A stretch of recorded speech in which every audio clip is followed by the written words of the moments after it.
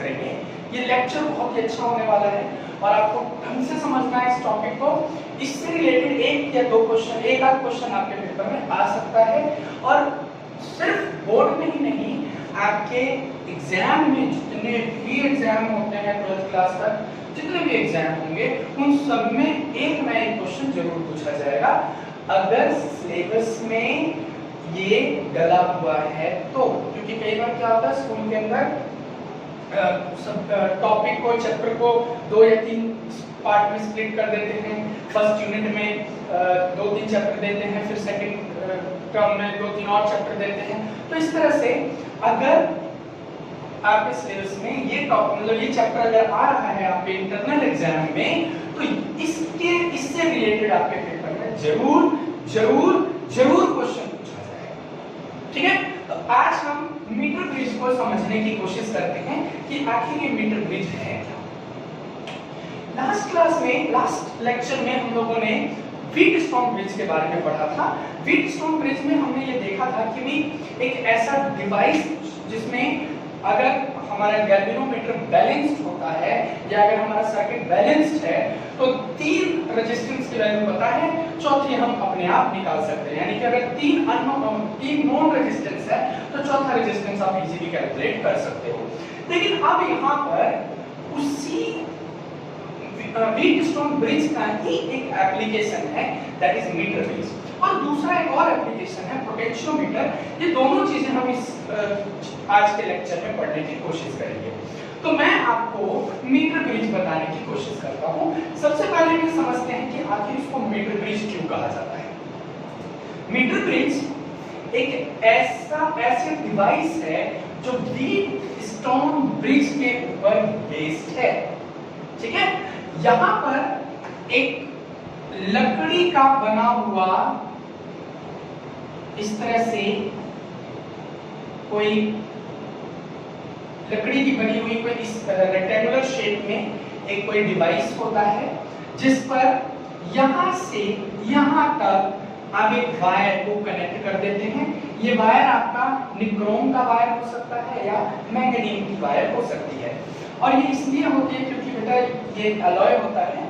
तो हमने एक 1 मीटर की वायर ले ली, जो मैग्नीशियम और कांस्टेंट की वायर होती है वो 1 मीटर की होती है, इसीलिए इसको मीटर ब्रिज कहा जाता है। नाउ सेकंड पार्ट में हम लोग क्या करते हैं, ध्यान से समझिएगा, पहले इस डायग्राम को समझ लीजिए, सब आपको समझ में आ जाएगा। उसके बाद हमने क्या किया, एक कनेक्शन यहाँ लगाया, एक यहाँ लगाया, एक यहाँ लगाया। एक एक चीज को ध्यान से समझेंगे, आपको क्लियरली समझ में आता चला जाएगा। मैं क्या करता हूँ, देखिए यहाँ पर एक प्लेट लगा देता हूँ। This plate is a conducting plate. ये या तो स्टील की बनी हुई होगी या किसी मटेरियल की बनी हुई होगी। उसके बाद हमने यहाँ से भी ऐसे कनेक्ट कर दिया। अब एक गैप छोड़ दिया हमने, ये गैप छोड़ दिया। ये गैप हमारा लेफ्ट हैंड गैप कहलाता है क्योंकि ये हमारा लेफ्ट हैंड की तरफ है, तो इसीलिए हमने इसको लेफ्ट हैंड गैप के नाम से हम इसको जानते हैं। इस जगह पर हम कुछ इस तरह से एक बॉक्स लगा देते हैं जिसको हम लोग रेजिस्टेंस बॉक्स के नाम से जानते हैं। और ये रेजिस्टेंस बॉक्स बेटा आपका नॉन रेजिस्टेंस होता है, जिसकी रेजिस्टेंस की वैल्यू आप जानते हैं। ओके, नाउ सिमिलरली एक तो हमने यहाँ पर इस तरह से कनेक्शन किया। अब ऐसा ही सेटअप इधर भी तैयार करते हैं। ये ऐसे बनाया, यहाँ पर इस तरह से बनाया, थोड़ा गैप दे दीजिए और इस जगह पर जिस रेजिस्टेंस वायर की वैल्यू हम कैलकुलेट करना चाहते हैं वो यहाँ लगा दिया। This is your x, this is your unknown resistance. Got it? Now अब हम क्या करते हैं, ये ऐसे ही स्टील इस तरह से लगा के रखिए, ये पूरा कनेक्ट कर दीजिए भले ही। ओके, क्लियर यहाँ तक? नाउ इस जगह पर एक और कनेक्शन होता है और इससे कनेक्टेड एक आपका गैल्वेनोमीटर होता है, और गैल्वेनोमीटर से कनेक्ट करके आप एक जॉकी को लगा दीजिए। अब क्या होगा, अब एक एक कंसेप्ट को ध्यान से समझिएगा। This type of circuit is known as main circuit. Main circuit. और अब मैं एक और सर्किट यहां बनाता हूं, ये देखिए, this circuit is known as auxiliary circuit. इसको ऑक्सिलरी सर्किट इसलिए कहते हैं क्योंकि ये करंट को फ्लो करने में हेल्प करता है ना।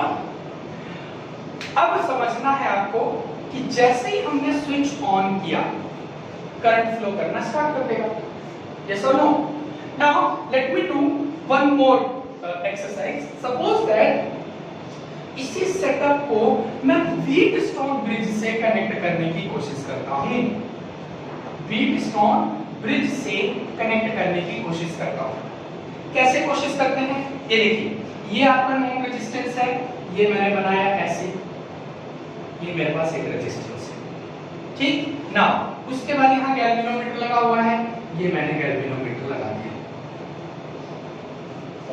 नाउ उसके बाद एक और रेजिस्टेंस है, ये देखिए एक और रेजिस्टेंस मैंने लगा दिया। लग गया ना? ये देखो तीनों चीजें इस तरह से कनेक्ट हो गई। नाउ इसके बाद इसके जस्ट इस तरफ मेरे पास एक वायर है, ऐसे वायर है, और इस वायर के बाद ये देखो बेटा, ये भी एक वायर है कि नहीं, और इस वायर का भी कोई ना कोई रेजिस्टेंस होगा।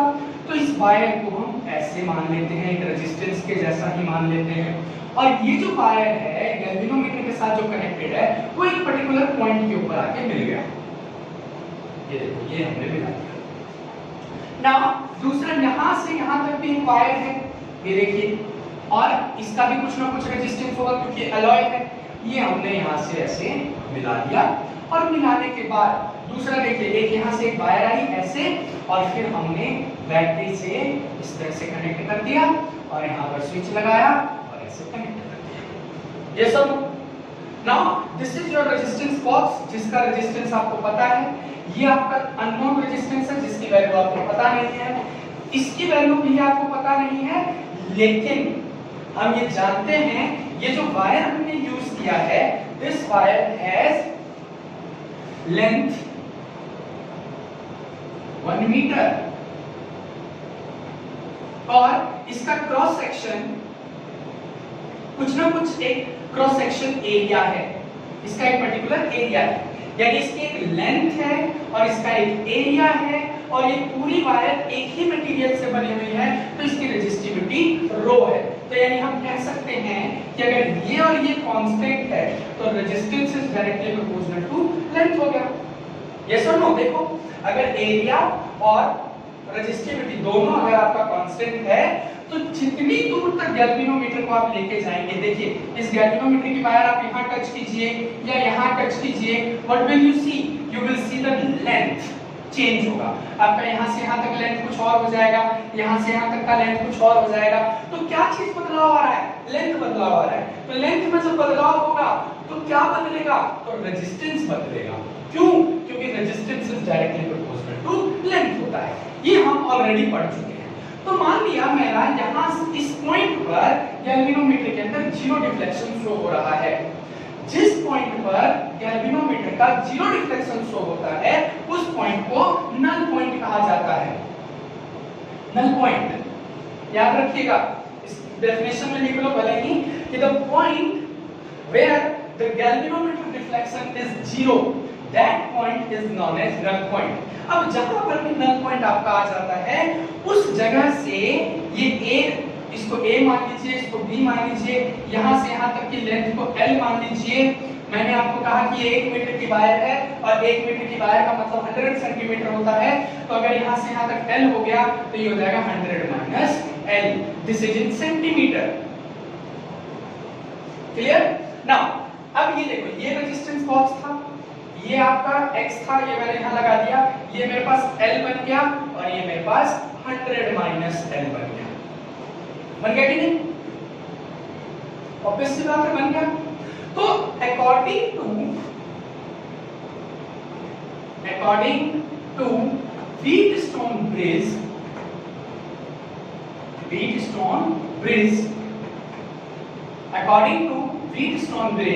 that is P upon Q is equal to R upon S. P upon Q is equal to R upon S.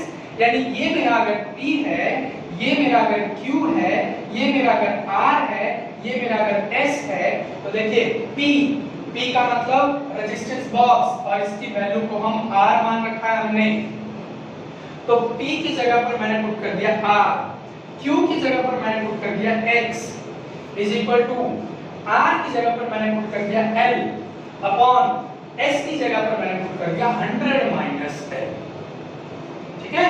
R upon X is equal to L upon 100 minus L।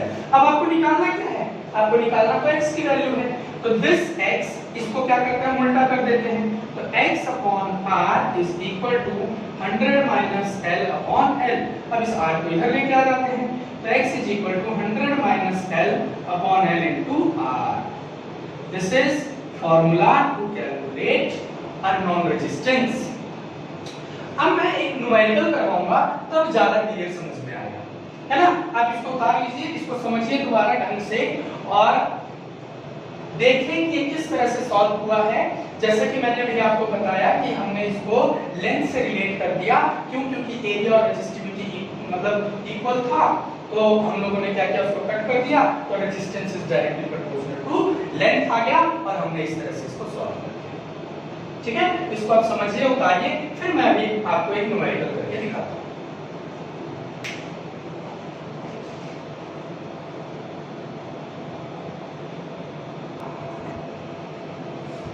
Yes, now इस question को समझिए जरा, ये बड़ा interesting question है और ये कहता है कि इन a metre bridge experiment setup, ये आपका एक प्रैक्टिकल जब आप करेंगे 12th क्लास के, तो आप देखेंगे कि एक प्रैक्टिकल है आपका मीटर ब्रिज का। उसमें कहता है कि एक मीटर ब्रिज का एक्सपेरिमेंट सेटअप है, जैसा कि हमने ये फिगर में बनाया है, shown in the figure. The null point D is obtained at a distance 40 cm from A। ये जैसे A पॉइंट है, ये आपका B पॉइंट है, ये हमने यहाँ पर बैटरी इस तरह से कनेक्ट कर दिया, यहाँ हमने की कनेक्ट करके ऐसे ऑन कर दिया। तो कहता है कि जो फर्स्ट कंडीशन में नल पॉइंट जो है वो कितने दूरी पर ऑब्टेन हो रहा है, 40 सेंटीमीटर पर, यानी यहाँ से यहाँ तक की दूरी 40 सेंटीमीटर है।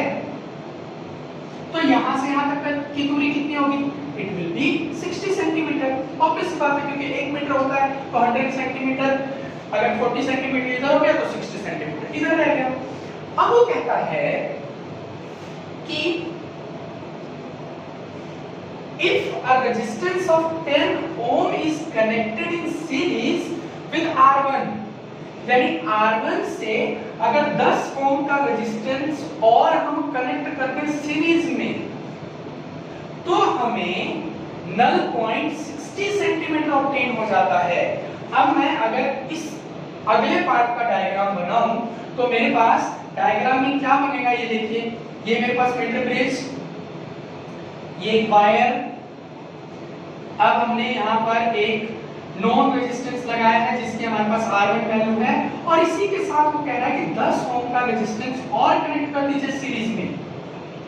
ये हमारा गैल्वेनोमीटर, यहाँ पर हमारे पास R2 ऐसे का ऐसा ही है, नो चेंज, R2 में कोई बदलाव नहीं बोला उसने, और ये हमने ऐसे कनेक्ट किया और हमने देखा कि इसकी जो वैल्यू है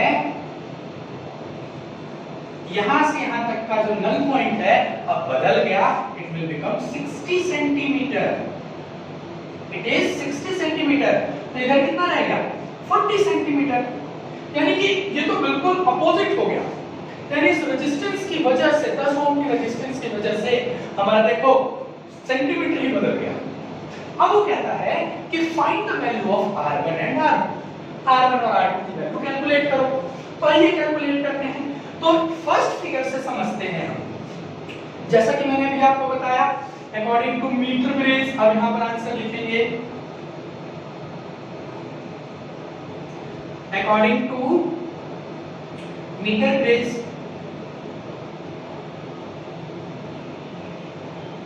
समझिएगा जरा, R1 upon R2, R1 upon R2 is equal to 40 upon 60। Cut कर दीजिए इसको, तो क्या बन जाएगा, R1 upon R2 is equal to 4 upon 6, 2 upon 3, it will be 2 upon 3। तो R1 is equal to 2 by 3 R2. This is your first equation. Clear यहाँ तक? Now, अब सेकंड फिगर, अब यहाँ से तो हमें R1 R2 की वैल्यू निकली ही नहीं, यहाँ से तो हम रेशियो जरूर कैलकुलेट कर सकते हैं। अगर एक क्वेश्चन ये कहता कि what is the ratio between R1 R2, तो हमारा आंसर आ जाता 2 by 3। लेकिन वो कह रहा है कि what is the value of, calculate the value of R1 R2। तो इसके लिए हमें अब दूसरा जो कांसेप्ट दिया है उसको समझना पड़ेगा।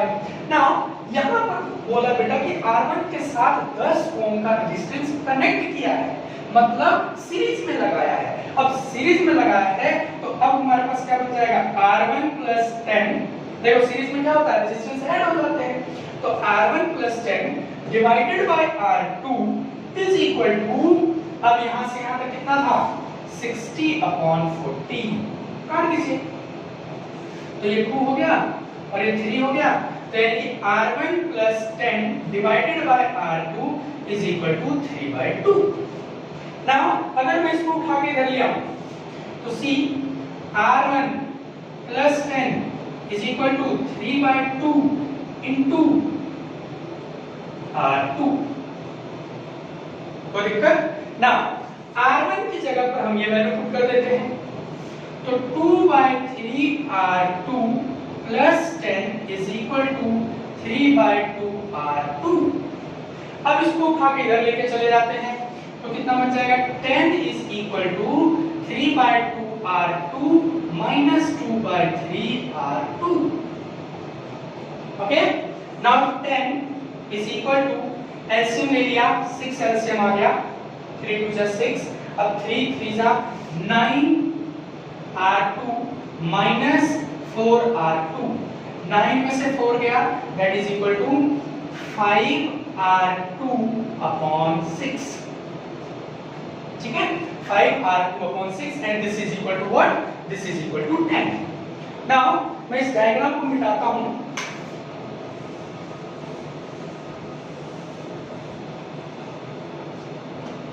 तो हमारे पास देखिए 10 is equal to 5 R2 upon 6, इसको इधर लेके आ जाते हैं, तो 10 into 6 divided by 5 is equal to R2।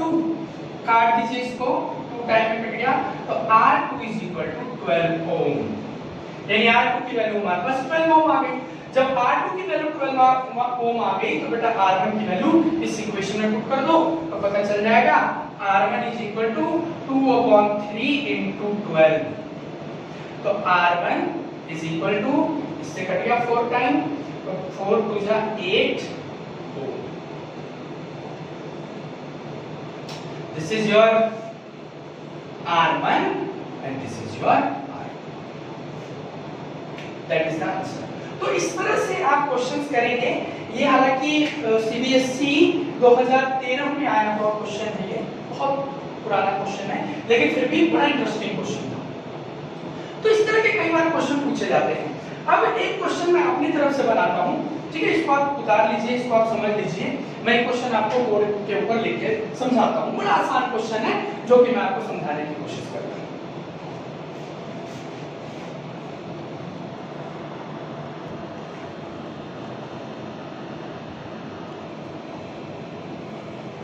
Yes, तो एक क्वेश्चन है हमारे पास, इसको हम समझने की कोशिश करते हैं। In a metre bridge the point is found at a distance of 33.7 centimetre from A. This is null point. The null point is found at a distance of 33.7 from A. If now a resistance of 12 ohm is connected in parallel with S। अब parallel कह दिया, अभी तो sir ने जो है series का समझाया था, अभी पैरेलल कहा गया। अब यहाँ पर हमारे लिए एक समस्या क्रिएट होगी।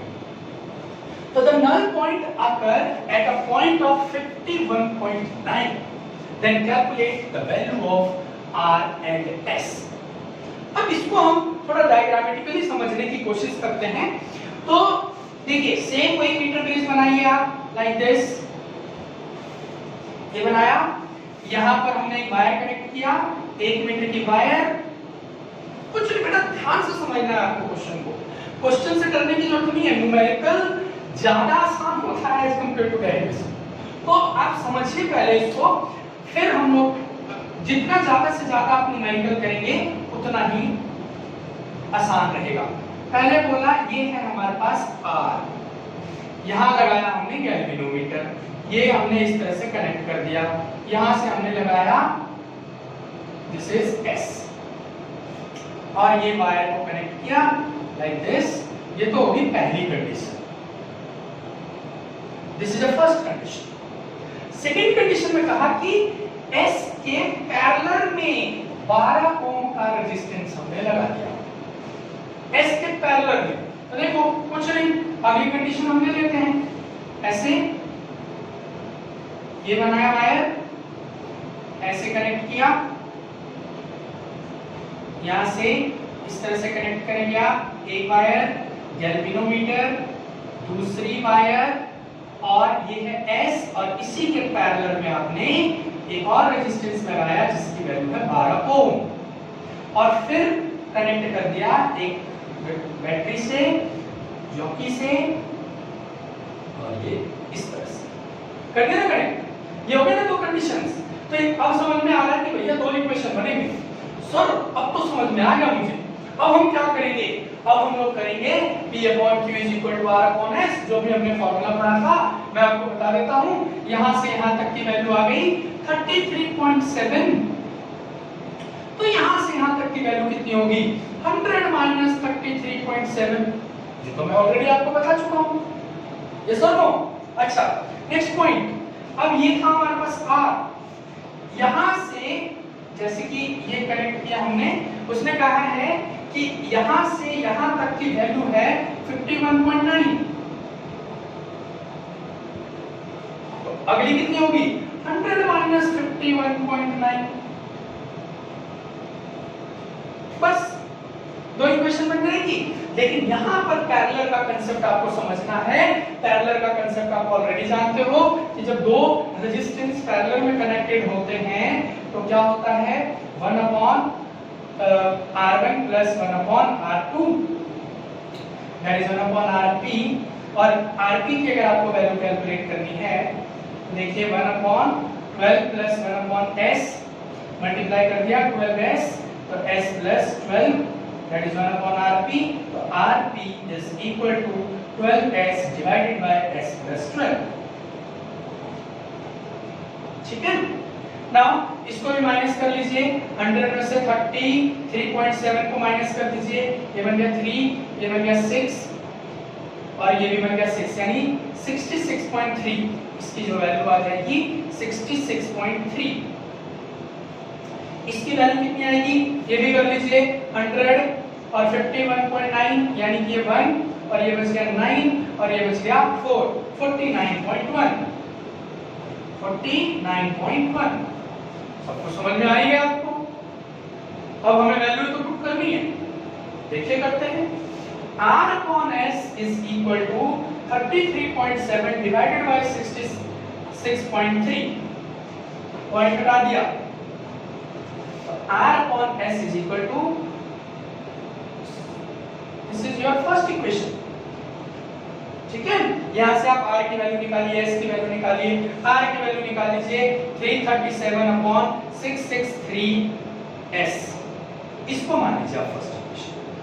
अब आ जाइए इस वाले में, तो R/, अब यहां पर बेटा ये सिर्फ S नहीं है, अब आपके पास ये पूरी वैल्यू है, तो 12S upon S plus 12 is equal to 51.9 minus 49.1, point से पॉइंट हटा दिया। अब इसको पूरा उठा के इधर ले जाओ, तो R is equal to 1491 into 12S divided by S plus 12, है ना। This is your second equation. अब ये दोनों इक्वल है तो ये दोनों भी इक्वल होंगे। अब आप क्रॉस मल्टीप्लाई करके इसको सॉल्व कर लेना, s की वैल्यू निकल जाएगी, s की वैल्यू निकलने के बाद आप इस वाले इक्वेशन में पुट कर देना, r की वैल्यू निकल जाएगी। मेन इंपॉर्टेंट था इसको समझना, बस। फिर तो आप एलिमिनेशन मेथड ऑलरेडी जानते हो, किस तरह से एक की वैल्यू दूसरे की वैल्यू में पुट करते हैं और हम इसको सॉल्व करते हैं। तो this is very easy concept, you have to do, you have to perform जितने ज्यादा न्यूमेरिकल करोगे उतना ज्यादा ही आपको समझ में आएगा। ठीक है, अगर कोई डाउट है, कोई भी समस्या है किसी भी टॉपिक से रिलेटेड, तो आज मैं डिस्क्रिप्शन में अपना नंबर दे दूंगा, उस नंबर पर आप कांटेक्ट करेंगे, आपको हर क्वेश्चन का सॉल्यूशन वहां से मिलेगा। ठीक है, thank you and have a nice day.